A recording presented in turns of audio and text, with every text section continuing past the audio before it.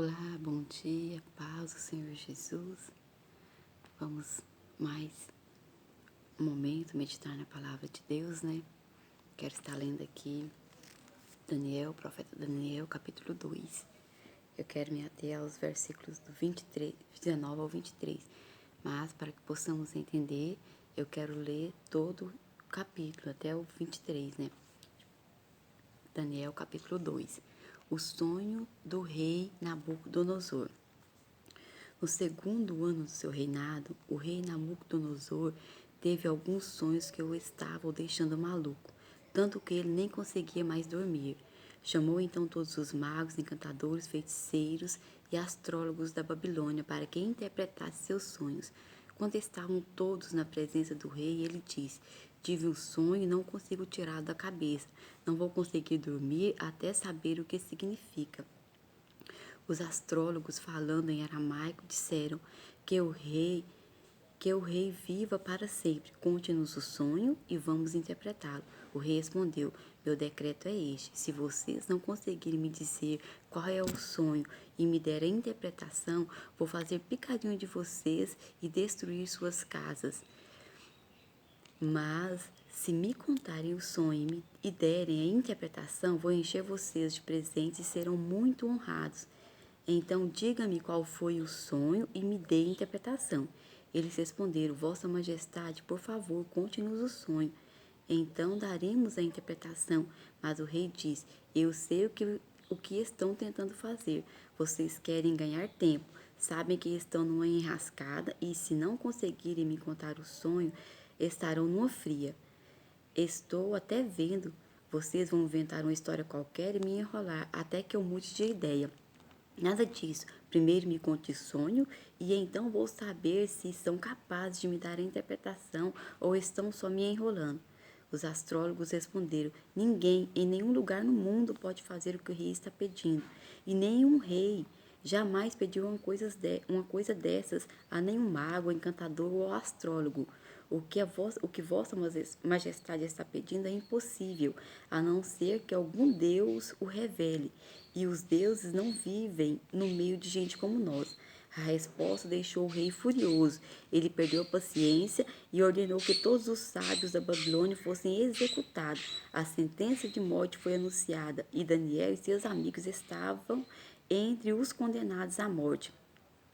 Enquanto Arioque, chefe da guarda real, fazia os preparativos para a execução, Daniel sabiamente chamou-o de lado e lhe perguntou o que estava acontecendo, porque o rei deu uma ordem como essa tão de repente.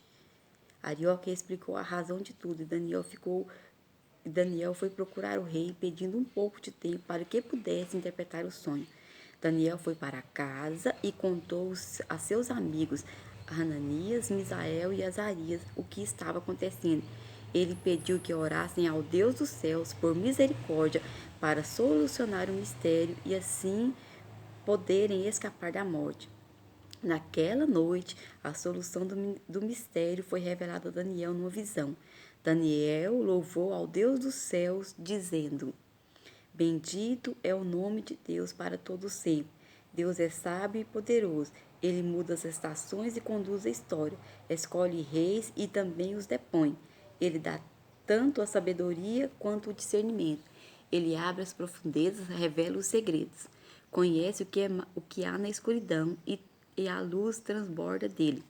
Ó Deus dos meus antepassados, a ti a minha gratidão e o meu louvor. Tu me tornaste sábio e forte, e agora nos mostraste o que pedimos. Tu revelaste o mistério do rei. Eu li todo o contexto, toda a história, para nós meditarmos que o rei Nabucodonosor teve um sonho do qual ele queria que os magos, encantadores, alguém não só interpretasse o sonho, mas também contasse o sonho. Nós sabemos que de fato isso é impossível se não tiver a mão de Deus. E o que me chamou a atenção na leitura desse texto foi a convicção de Daniel. Daniel, ele orou e quando Deus revela, nós lemos aqui do versículo 19 ao 23, ele já agradece a Deus antes de falar com o rei. Isso é muita convicção, né? E nós podemos ainda tirar mais lição disso aqui, que Daniel, ele não estava no reino dele, ele era cativo. Ele estava ali como prisioneiro. Ele era da linhagem real, mas estava ali cativo. Nós sabemos que, quanto cativo, nós não temos as liberdades, ou a liberdade que tem uma pessoa que é do próprio país. E ele era escravo, foi levado cativo de Judá, estava ali, estava estudando. Porém, ele e seus 3 amigos dedicaram-se a Deus. No capítulo anterior, capítulo 1, nós vamos ver a dedicação deles a Deus. Olha, nós não vamos nos misturar. E aqui nós vemos essa resposta de Deus para a vida dele. Então, o que nós podemos tirar de lição disso aqui, ele louvou a Deus, porque ele tinha convicção que Deus tinha revelado a ele o mistério, não só a interpretação, como também o sonho de Nabucodonosor.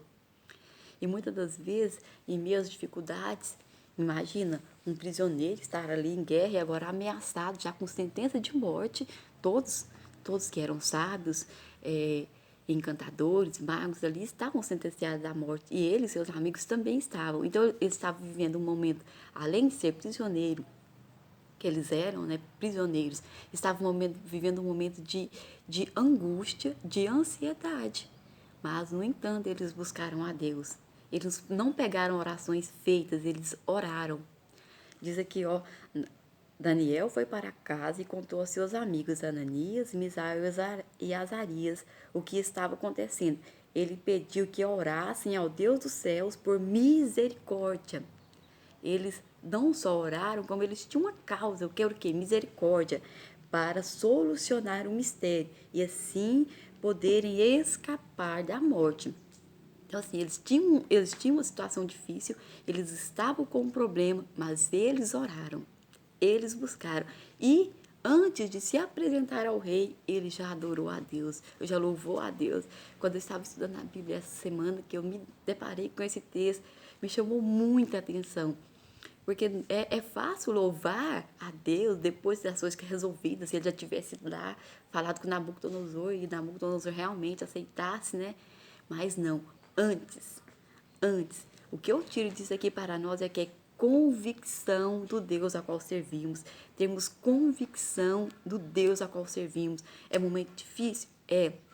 Nós estamos passando por momentos difíceis e estamos, mas precisamos ter convicção do Deus ao qual servimos, que Ele é fiel em todos os momentos, ainda que as coisas não aconteçam da forma que nós planejamos, desejamos, mas Ele continua sendo Deus e Ele é fiel.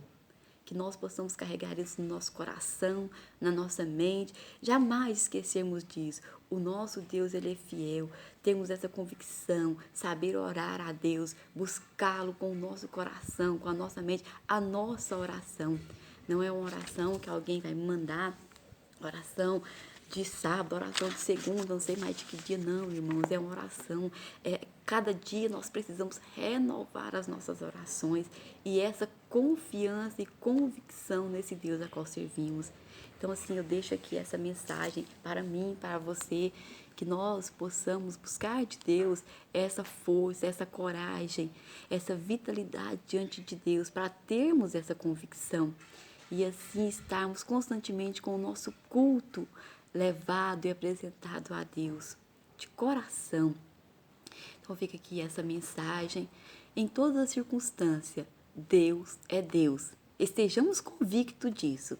Ele age, Ele faz. Como ele colocou aqui, né?